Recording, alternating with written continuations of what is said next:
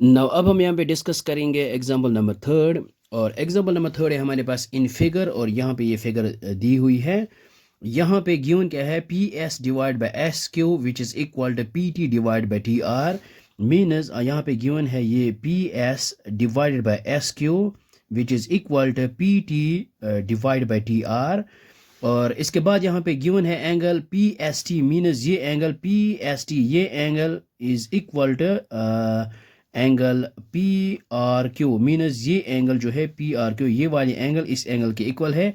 और हमने यहाँ पे प्रूव करना है, prove that triangle P Q R is an isosceles triangle. हमने यहाँ पे प्रूव करना है ये जो है triangle P Q R is an isosceles triangle. और आइसोसेलेस ट्रायंगल वो ट्रायंगल होती है जिसके एनी टू साइड्स इक्वल होंगे, तो ये हमने यहाँ पे प्रूव करना है, any two sides of triangle ये इक्वल होने चाहिए।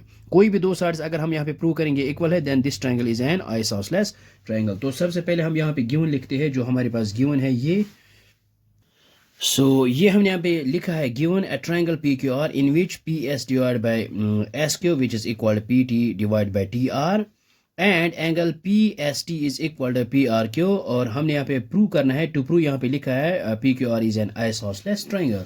नाउ अब हम यहाँ पे डायरेक्ट प्रूफ लिखते हैं, और प्रूफ पे हम यहाँ पे क्या करेंगे, हम यहाँ पे लेंगे इन ट्रायंगल, ये हमारे पास है पी क्यू आर, और इसमें जो गिवन हमारे पास है ये है given P S divide by S Q which is equal to P T divide by T are.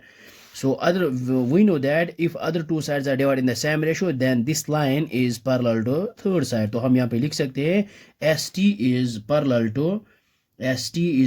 to QR because by converse of Thales theorem। और converse of Thales theorem ये कहती है कि अगर एक लाइन सेगमेंट ट्रायंगल में दो sides को इक्वल रेशियो में डिवाइड करता है, then this line is parallel to third side.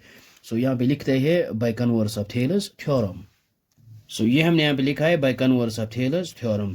So it means that ये जो यहाँ पे हम यहाँ पे लिख सकते हैं एंगल जो है पी एस टी, ये इक्वल होगी इस एंगल को, बिकॉज कॉरस्पॉन्डिंग एंगल यहाँ पे लिख सकते हैं therefore angle P S T is equal to angle P Q are.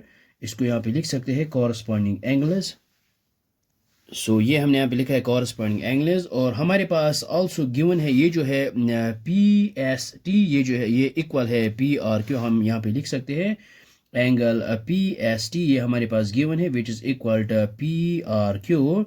So it means that ये एंगल जो है ये इसके इक्वल है, लेकिन अब यहाँ पे हमारे पास आया है ये एंगल इसके इक्वल। इट मीन्स दैट ये एंगल और ये एंगल इक्वल होंगी।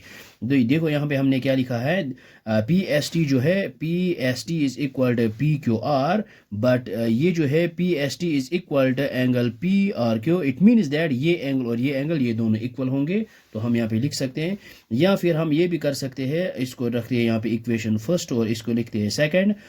यहाँ पे हम अब लिख सकते हैं from equation first and second. यहाँ पे क्या है पी एस टी, ये भी है angle P S T. If left hand sides are equal then right hand sides are always equal. ये हम यहाँ पे लिख सकते हैं। ये हमने यहाँ पे लिखा है P Q R is equal angle P R Q, because left hand sides are equal then their right hand sides are always equal. It means that यहाँ पे एंगल क्यू जो है which is equal angle R. और अब हम यहाँ पे लिख सकते हैं, और इफ़ अगर हमारे पास ये हमने 9th में ऑलरेडी डिस्कस किया है, अगर ये एंगल इसके इक्वल है तो इट मीन्स दैट इस एंगल का जो अपोजिट साइड ये इक्वल होगा इस एंगल के अपोजिट साइड के। इट मीन्स दैट हम यहाँ पे लिख सकते हैं देयरफॉर ये जो है P R is equal to P Q, हम यहाँ पे लिख सकते हैं P R is equal to P Q. और यहाँ पे रीजन देंगे sides opposite to equal angles are always equal. ये हमने यहाँ पे लिखा है sides opposite equal angles are equal. It means that यहाँ पे ये साइड इसके इक्वल आया है, तो it means that triangle P Q R is an isosceles triangle. अब हम यहाँ पे लिख सकते हैं triangle P Q R is an isosceles triangle. ये हमने यहाँ पे लिखा है therefore triangle P Q R is an isosceles triangle. I hope आपको ये समझ में आया होगा, ये बहुत ही आसान है। Thanks for watching this video.